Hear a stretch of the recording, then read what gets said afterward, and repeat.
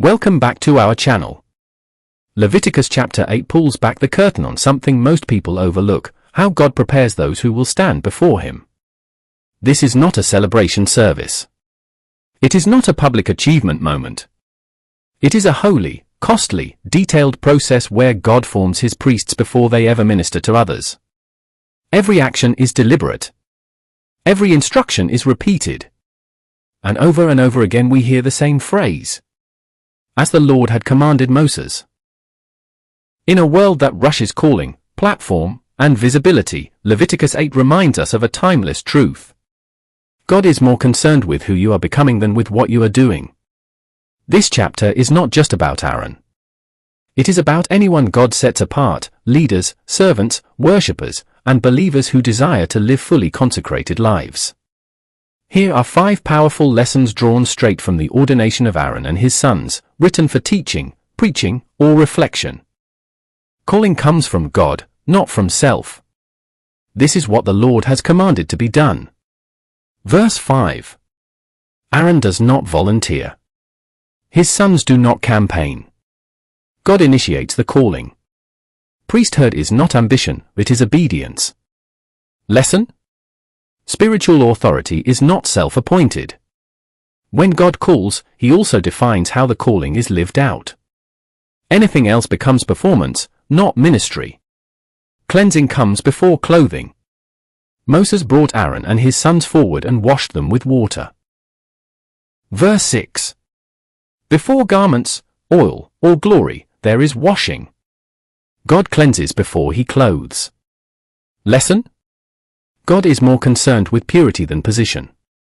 External robes mean nothing if the inner life has not been washed. God cares about details because holiness is precise. Repeated phrase: as the Lord had commanded Moses. Every step, garments, oil, blood, timing, is exact. No improvisation. Lesson? Obedience is not mostly right. Holiness is formed in the small, unseen acts of faithfulness, not just dramatic moments. But true consecration involves the whole person. Blood on the ear, hand, and foot, verses 23 to 24. Ear what they hear. Hand what they do. Foot where they go. God claims the whole life, not just religious moments. Lesson? You cannot belong to God partially. What you listen to, practice, and pursue must all be under His lordship. Waiting in God's presence is part of preparation. You shall not go outside for 7 days. Verse 33. No shortcuts. No rushing into ministry. They wait, watch, and obey day and night. Lesson? Sometimes God prepares us not by action, but by stillness. If you rush the process, you risk the calling. Leviticus 8 ends quietly, not with applause, but with obedience. Aaron and his sons remain at the entrance of the tent of meeting, waiting, watching, and submitting fully to God's command. That is the final test of consecration.